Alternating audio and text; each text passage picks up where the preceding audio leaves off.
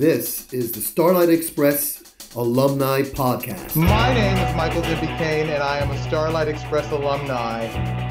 My journey began with Starlight when I went to an audition, just like everybody else. Actually, I think I had met Jane Krakowski at Steps on Broadway, and she said, I'm going to the Starlight Express audition next week. And so we sort of went along. She was taking class at Steps, and so we went along the process together and got the show, and that's where it all started. Wow. I don't remember how many callbacks I went to. I do know that I had seen Starlight Express the year before in London. I'd flown there doing an I Love New York industrial, saw the show, and couldn't believe how hard it was. Came back to the United States. My now husband, Joe Lantieri, brought the album with him and said, you need to learn Rusty. You can do this. And I, like I said, saw the show, and I really didn't think that I could do it because it was so difficult. Came back, and then, like I said, Jane and I began the audition process. She went with the ladies, I went with the guys, and really pretty much only focused on Rusty at that point. Then, because I was a dancer, went through all the dance auditions, got the show, and then began our 3-month journey at this loft space downtown, where we actually did, it was kind of like calisthenics at first, and we did scene work, which developed into tick over work, where we would have repetitive motions that we would tick over and identify with some sort of inanimate object. We did those things endlessly. And then we did sprints around a track that they said it was a big warehouse down past the meatpacking district. And in those days, there was really nothing down there. And Danny Strayhorn, who was a Papa understudy, myself and Jane sort of hung out together. And somewhere in my basement, I have a picture of the three of us going back and forth to rehearsals on the train every day. Well, let's back it up a little bit. Did you prepare? You knew that the audition was coming. Did you do any preparation? Because you knew they were skating. You already knew that it was a tough show, a rough show, a hardcore show. What did you do to prepare for the audition? Well, I went to Catholic school, and we went to CYO on the weekends. So we roller skated on the weekends. I went home at some point before the audition started, got my old roller skates, and skated around the driveway of my street. And my mother said, oh God, this boy is going to kill himself. And so that's when I picked my skates up and came back. And at that point, there was a roller rink way downtown in the village. And pretty much everybody who was interested in, I believe I met Ron Garza down there, but people just started hanging out at this roller skating rink downtown in preparation for the audition. So I know that I did 2 rounds of auditions, and then someone broke an arm at one of the auditions. And so then we did, so then they made people sign, oh, my phone is ringing. That's okay. Sign riders. And so you had pre-knowledge as to what you were getting into before you auditioned so that no one sued them. Mm-hmm. So then I think I had 2 auditions after that were just on our feet, and dance auditions. And then I met Ilse Chalice then at those auditions, who was my buddy. I loved her. She really helped me through the whole process.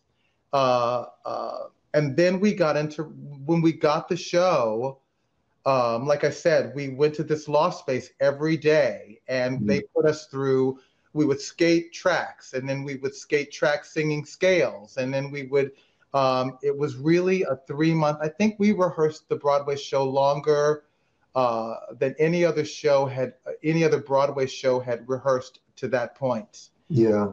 Even to get to 10 out of 12s, and then we were in 10 out of 12s longer than any Broadway show had ever been. Equity gave us special compensation to keep rehearsing.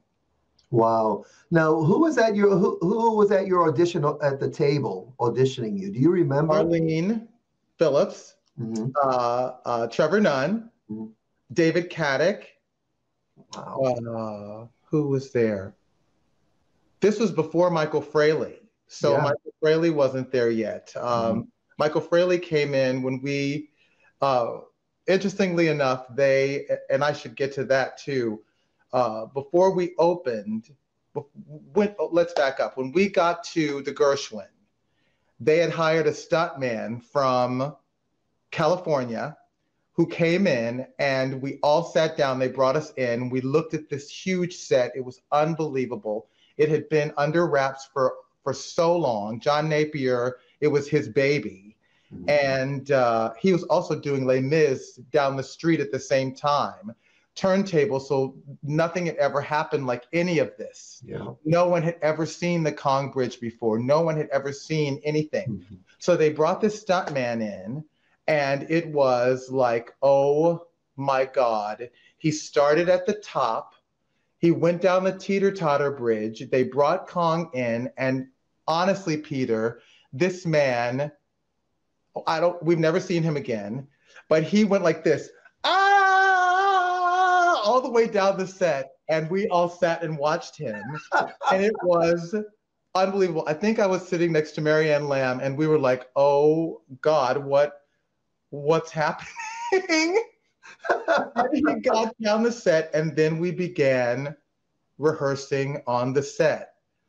None of the understudies were allowed on the set. We really didn't have specific understudies. I only knew that I was a Rusty cover at that point. Somewhere during those days, we had a sitz probe, and Arlene came around and had little note cards. And she said, you will be this, to us understudies. Before that, we rehearsed at 890 Broadway downtown, and we didn't know. We were just learning everything. And the principals, Trevor had in separate rehearsals.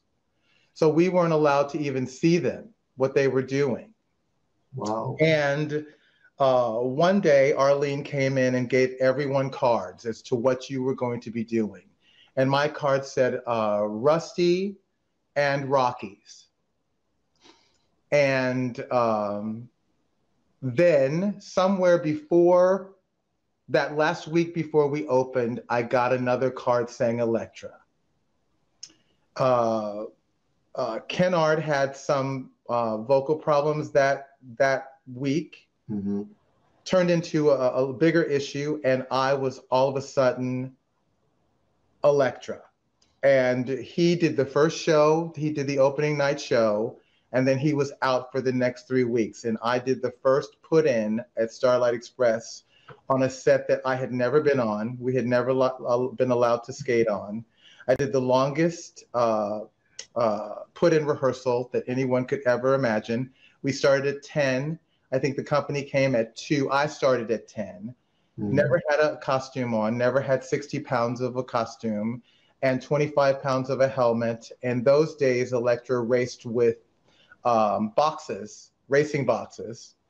All of that they put on me. Dwight Toppin, God bless him. We opened and the whole production staff was leaving.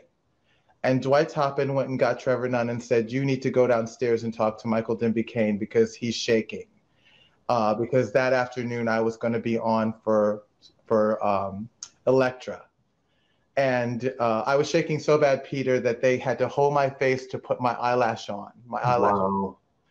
And that rehearsal, I remember Jane was my coach, and we came down the Kong Bridge, big helmet on, flashing lights in the front, and we spun around the stage right bowl, and I flew into the center bowl on my back, and I remember you could see through the helmets that, just like this, and my lights were going, and all I could see were the faces that came before me, and the first face that came before me was Jane's, and Jane said, I think you're trying to kill us, and then she left. And I'm on my back in the center of the bowl. And the second face that came up was Ilse's.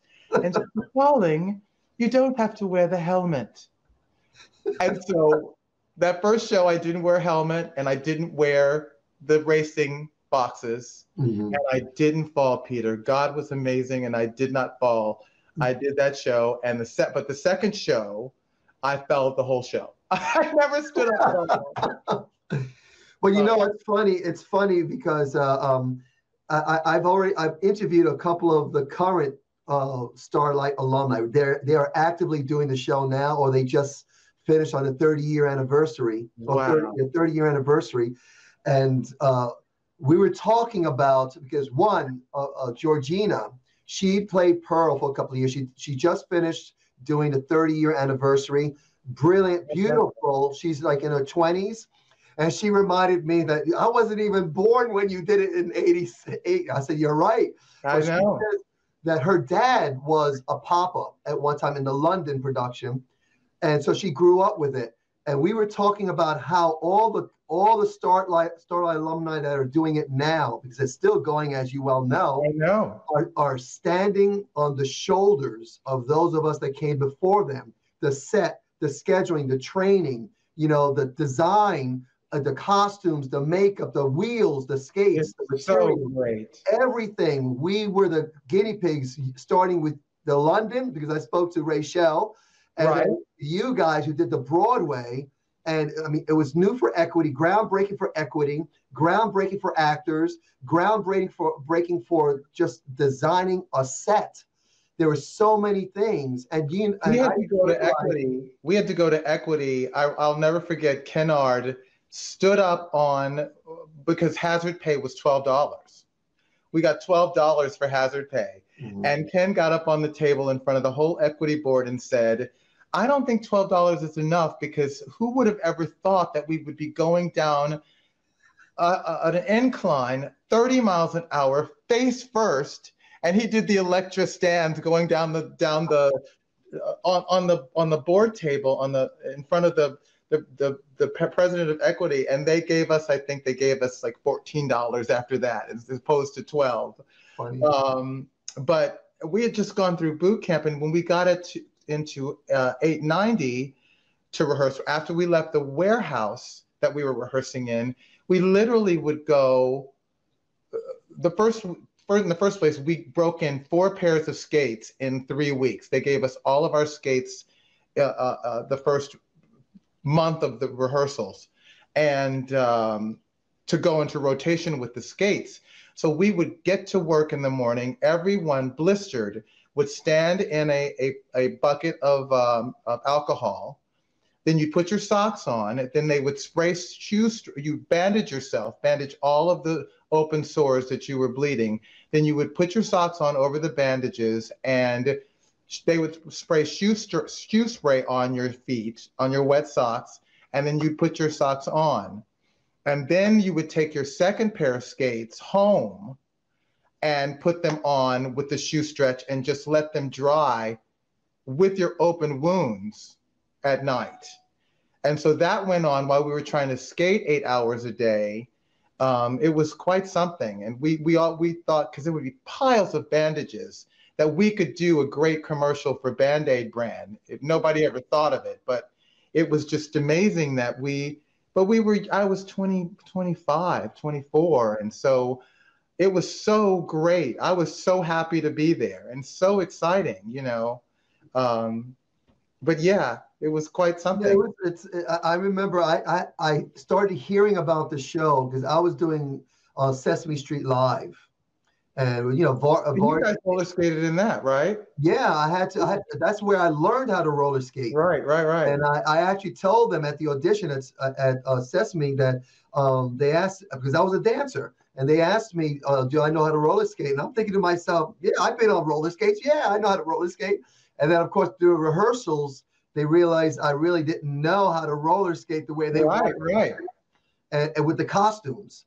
And so I remember being on the tour, doing the show, learning how to deal with, you know, 30-pound costumes, you know, on Sesame Street and on roller skates. And then I heard that Angel Vargas, these are like Sesame Street alumni, Angel Vargas, Ron Garza, a couple of the alumni, which sent a buzz through the Sesame Street alumni, all the shows. Oh my gosh, they got Broadway.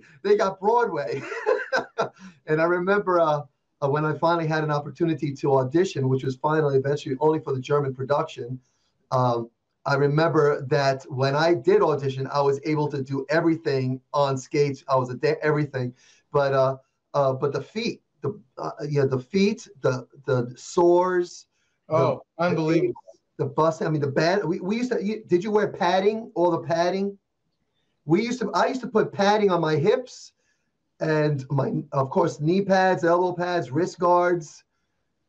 The original Buffy, Jamie Chandler, who hurt herself like very quickly in the show. She was the first person that had padding in rehearsals when we were down at the warehouse.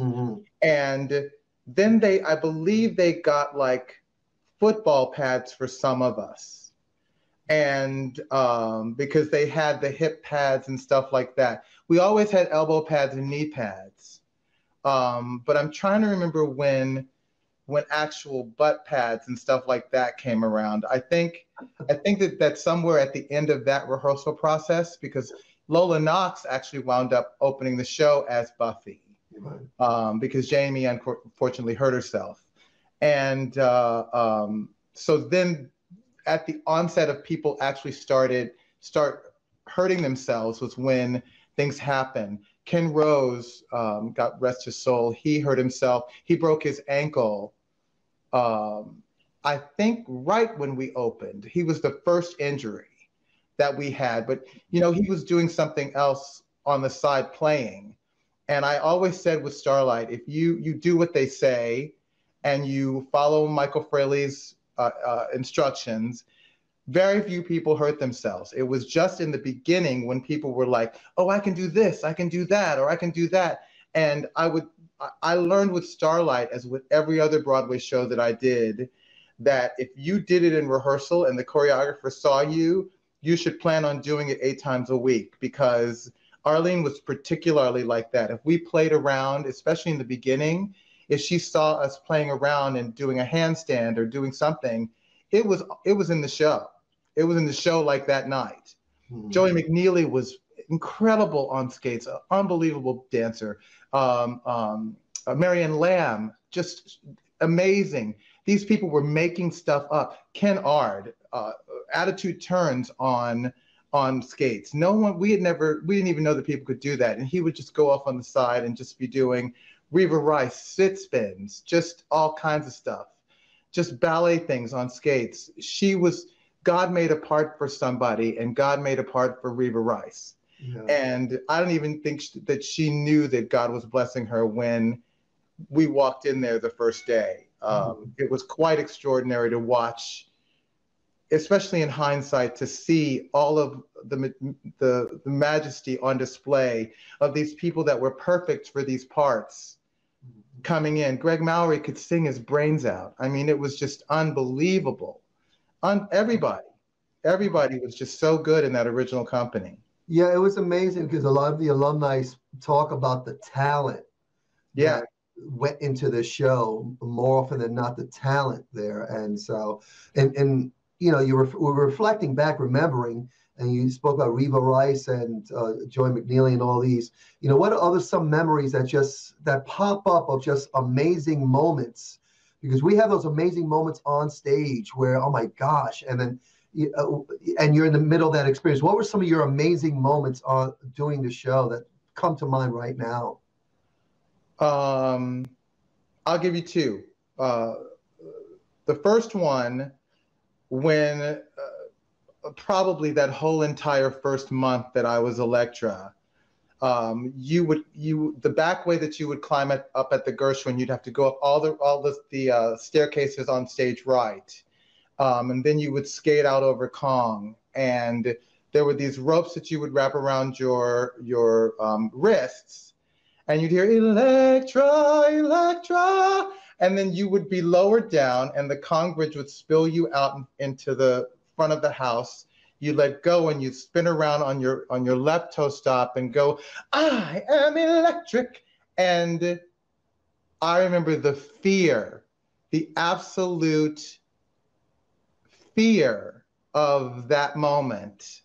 And learning to love it, learning to absolutely love it. And I was blessed to be a principal understudy that I was on for 6, 7 months at a time. I mean, I would never have a show off. I would, so before I get to that, let me tell you the second big memory. I was on a lot for Rusty. I was the Rusty understudy on Broadway, and I can safely say, I think I can safely say,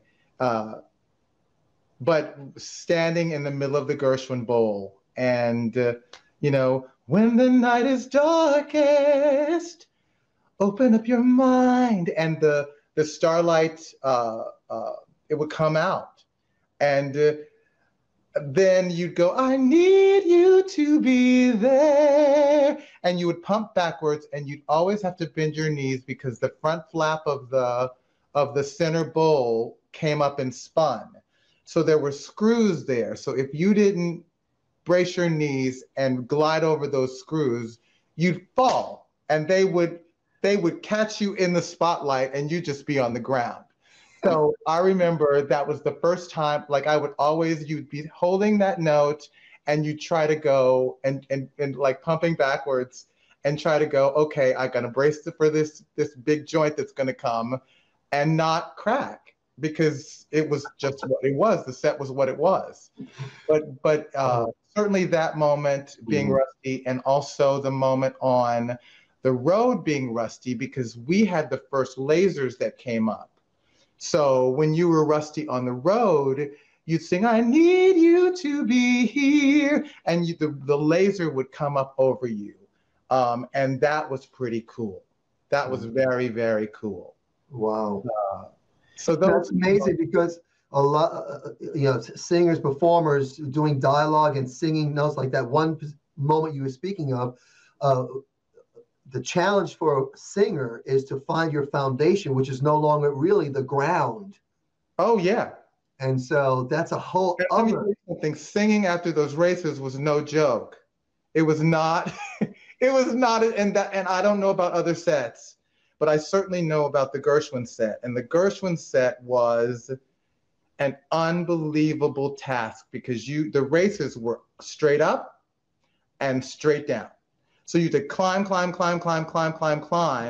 and then hold enough, because it was 3 levels. Mm-hmm. So, and fights happened on every part of the levels. And if you didn't hit the skate around halfway around and then hit Kong at the same time, then you were lost. I mean, it was just a bad situation. Wow. And those principals, God love Bob Torty and Ken and Greg Mowry, racing with them was no joke, because like I said to you, the understudies only got to race the set once a month. They raced the set every day. So they would come down with no breaks. They would come down with absolutely no breaks. And those coaches were fierce. Andrea McCardle could skate her brains out. Reba Rice could skate her brains out. So nobody was breaking. Nobody was using any toe stops at all. So either you skated or you lost. Wow. You lost it every way. So you had to keep up. And Barry Bernal, fabulous Barry Bernal. Yeah. He would be behind you and he wouldn't be breaking. So he would push you down the set. Did you drag your toe stop? You couldn't. You couldn't. Not at all. You couldn't. Coming down. I mean, if you, like I said, the boy's voice was talking. You know, he'd go, and Rusty goes crazy, and Electra goes blah, blah, blah. So you had to keep up with the narrative. So then to come down and go, you know, I don't remember any of what you sang when you got back down to the center bowl, but when you got down to the center bowl, you had to like suck it up and sing. Wow. You know, there was no, you know, oxygen on the side, right. You know. That's crazy. Well, I know that many of us, I know I did, the lessons that I learned as a performer, as a human being on a show like Starlight Express, a lot of lessons that I draw from it today, and that it's a lot of anecdotes that I have that I share with my students, even though it's in an environment, a martial arts environment, sometimes in a theatrical environment with students, and we're doing sessions. What lessons do you draw that you will, let's say came from your experience doing a show like Starlight Express? Because I know you've done like what, 8 Broadway shows, right? Right. And so I think discipline. Starlight was a disciplined place, and you had to do your job full out. There was no, if you didn't feel kind of in the mood, then you were going to hurt yourself. You had to full out commit to what that was. I think I learned very much the aerobic part of singing and dancing. That's a very special thing that I think is even lost today. Having the wind capacity to sing and dance, and certainly the breath control.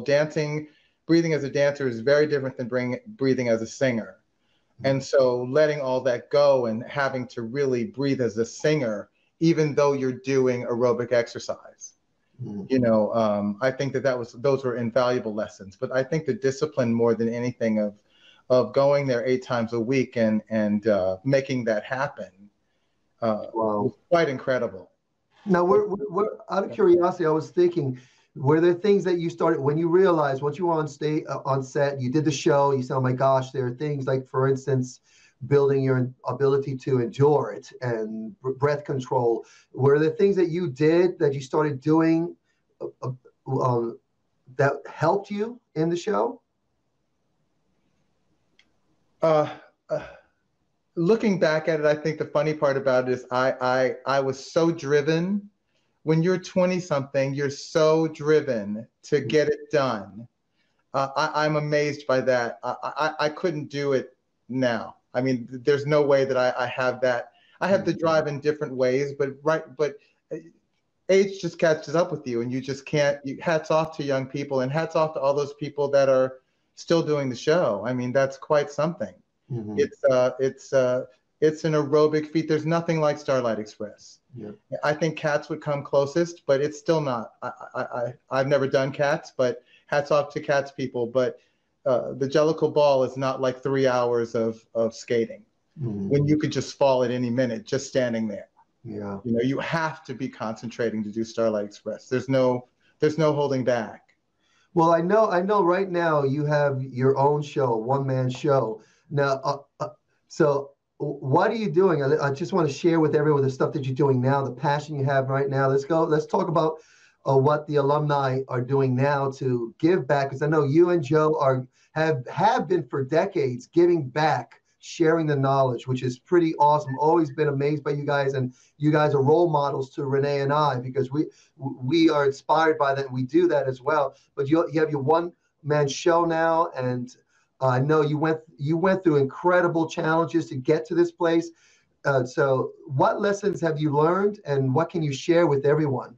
Well, I can tell you the one-man show is basically about when you fall in your life, when you have roadblocks in your life, what do you do about that?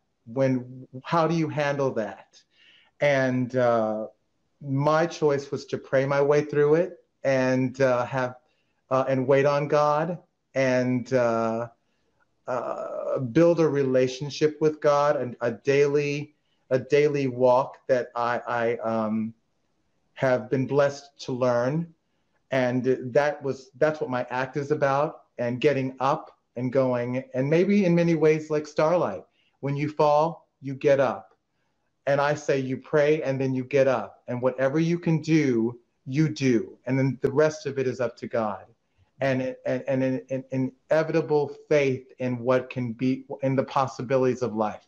That's what my act is about. And it's come from, I had kidney disease for a very long time. I was on dialysis for 2.5 years. And then a miracle man came along, and a dance dad who's involved with our organization, New York City Dance Alliance, that we own, Joe and I. And it's an educational organization that helps kids that want to perform as dancers, as performers, and it's an education-based organization that we invest in the kids, and it's a wonderfully fulfilling thing. So a dad whose kids went to the organization forever, his wife knew about us and then knew that I was sick. She's a kidney donor.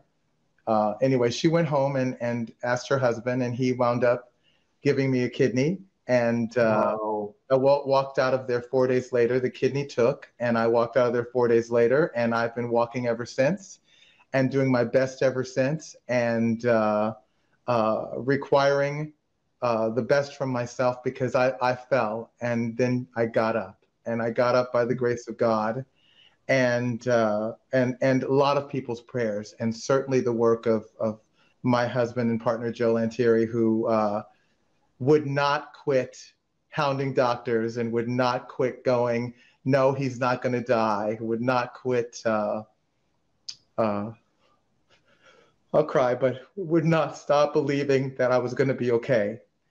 And I'm okay. So there we go. Faith, faith, faith. And maybe the little engine that could a little bit. Well, I look at your life, I see what you're doing, what you and Joe are doing, and my perception is that you guys, something in your lives, it's just a big move to say thank you to the universe, to God, to everyone through the work you do. And I remember, as you were speaking, I was remembering of a line in Finding Private Ryan. That last time, I'm sure everyone's familiar with it. You're familiar with it. And that last moment when, right before Tom Hanks' character dies, he looks into the eyes of Ryan and says, "Earn this." Right. And, right. Again, I get very emotional because I'm grateful for the life that I'm living. I've lived, I'm living, and I'm going to live. Every day. And the friends that I have, the people that I've connected with, like you, that we could come on within a second. We're back together. We're bonded. We're family. And I'm so grateful. We were blessed, Peter, when we were young, and we didn't even know it. Yeah. This is God working in so many ways. And honestly, really, when I think about it, so much like the Starlight, that we believe in each other and we're a family, and you can succeed. You can win the race, you know, and having that kind of faith and going, I may be rusty, I may be old, I may be a lot of things, but good can win. Good can win. And so maybe we all are a little bit rusty, you know? That's that. I love that. I love that. I'm thinking of back, something that keeps coming up as well in these great moments with Michael-Demby. Okay, I was gonna say, which Michael? Come over here. Oh. Hey! Hi, pretty girl. How are you, both look exactly the same. How is that? No, I don't. Hi, how are you? I'm blessed. I'm good. Oh, you guys are back from, where were you? Cancun? We've been everywhere. We were in Mexico. We got back day before yesterday. Nice. Before that, we went away on vacation to Italy. And then before that, in between that, I did my one-man show in Nashville, Tennessee. Yay. It's such a blessing. And then before that, I did a gig in the Hamptons. It's great. I mean, I've been away for a second because I said to Peter, I was sick for a long time. Right. And I had a kidney transplant 3.5 years ago. And then 2 years ago, I said to myself, you know what, Michael, you're sitting on this couch. You still look sick. Get up. Get up. Yeah. God has blessed you. You have life. Get up. And so I started swimming. I started singing again. And, yes. and it's just been, it's such a privilege to live fully. You know, when you're sick, I was professionally sick for 10 years, I say to people. Wow. And having the second chance has been more than I could ever. It's life in abundance. And if it all ends tomorrow, I feel like today you bless people. Today you do what you can. Today you say, I love you. Today you heal wounds. Today you do your best. Today you get up. You don't wait till tomorrow, because tomorrow's different. Amen. That's right. So we resolve these things, and you guys doing this podcast is so fantastic, because I said to Peter earlier, those people from that original company, we were never recorded. Andrew Lloyd Webber chose to do a what was it called? A celebrity album. Yeah, the concept one. I have that tape somewhere. Yep, I remember. Yeah, with Elda Barge and all these people. Greg Mowry and Reva Rice, and those people were singing. They were doing it. They were doing it, and it's a shame it wasn't recorded. You know, there's never been people that talented. I don't really think that you could really do what the show required physically and then come down and sing like that. Right, true. I know. Well, you know what I'm saying? Yeah. Check it out. I just got in from Bible study and it's so cold outside. Look what I'm wearing. Can you see it? Yes, I love it. That's the tour logo, right? Yeah. Yep. Yeah. Yep. And then I have mine. Yeah. I love it. But I was like, because it kind of got, you know, like crisp today. No, it's freezing up here. It feels good It's now. freezing. Well, let's do this. So, Michael, we're still in the interview. So everyone out there that's watching this. No, I didn't mean to be on. No, we love it. We're family here, and I tell everyone that I love my technique. My way of doing things is raw and unscripted. Yeah. And that's the way I love it, just like life. But you know, I think Starlight is a family. We should have a reunion in New York. We should, and guess who said that? Anthony Galdi. He was like, we need to have a reunion, troll. I was like, exactly. We do. We do. I saw him on your podcast. He looks fantastic. Exactly. Well, you all do. I mean, you look amazing, Michael. I was like so excited when you shared that clip of you singing. I remembered when we would be on those tours and we'd be on the airplanes and you would stand up and you'd be like, okay, everybody sit down and to the bed. You remember you would mimic? Absolutely would. And then you would start doing your little singing song and we were just like loving that. So many amazing, great memories from that tour. I know. All of you. That tour was so good. It was really weird because I left the tour because okay, let's just be truthful. I had understudied for way too long. I heard that. And so I didn't know that because especially going into the tour, I had to audition for Rusty. I don't know if you guys know that, but when it all came down, we thought I was going to be Rusty on tour for a while, and then I auditioned. Sean and I came in and auditioned, and he got it.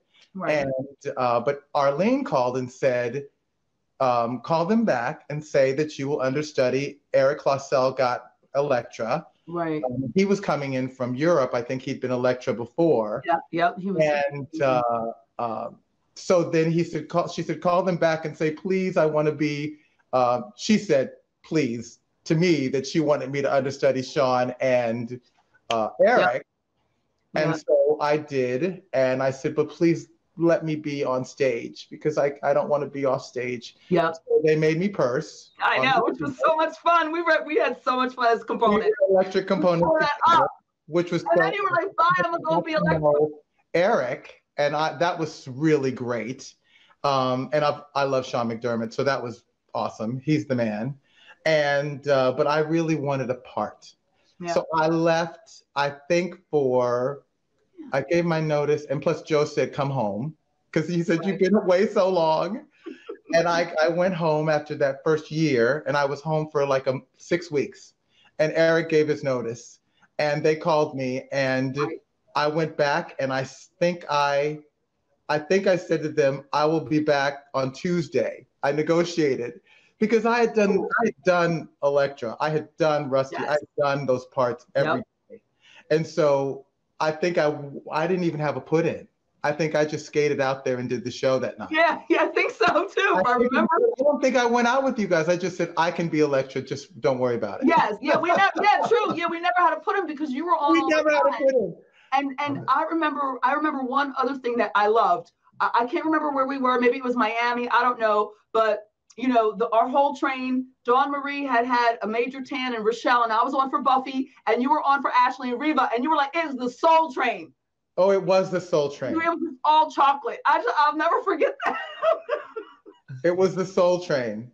That's funny. Well, that's so great, though. Okay, we got to wrap this up. Okay, well. So what I like to do is, Michael, if you'd be so kind and gracious, that if I want you to have the last word to all. Again, we have alumni watching this, enjoying this. We have fans around the world watching and enjoying this, and they especially love to hear from the original Broadway cast members in London because they have no idea what happened back then because of choices that was made about like the album, choices like that. So for you sharing the experience, they are loving it. So I want to have you give them the last word, the fans, everyone that was involved in the show and people watching the show. Last word from Michael-Demby Cain.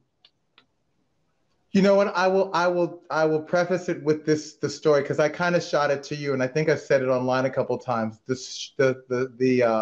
show that I started out as Sean Grant, Rocky number 2, halfway through the first act, Kennard went out, and I finished the first act as Electra, and of course Riva is weaved in through all of these characters. So she looked at me when I came back on as Electra, because I had half a yellow face on and half an electric face on, because I just painted over the faces. And then in the intermission, Greg Mowry went out, and I skated on I took my lashes off and skated or patted over the silver makeup on the left side of my head and tried to dirty myself up. I came on as Rusty for the second act. And she did like a triple take at me. And so I think the last word ought to be that whatever life throws at you, just keep going. Skate on, y'all. Just skate on. And just change your clothes, pray on it, keep it moving, and skate on. Michael, thank you so much for spending this time with us. I really appreciate it. We love you. And love you so much. Yeah, tell everyone how to get a hold of, find out. I know you have your one-man show. Tell everyone, give everyone the information. Everyone's going to be on it's going to be right here on the page, all that information. Share with everyone what's coming up. The Triad on the Upper West Side of New York, 72nd and Broadway. It's this Sunday, the 13th, and Monday, the 14th at 9:30.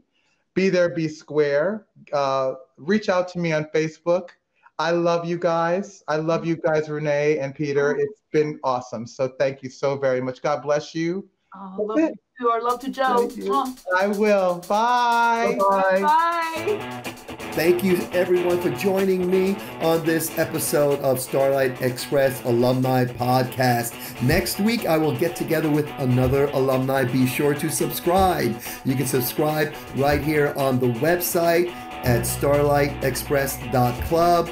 We are definitely on the iTunes and Stitcher, and we're looking to get on the other platforms, so make sure you check there, subscribe there, and stay connected. If you are Starlight alumni, please be sure to reach out to me if you would like to be on the podcast. Would love to hear your stories and share your story with the Starlight Express fans and other alumni. Look forward to sharing with you next week. Everyone, have a great day.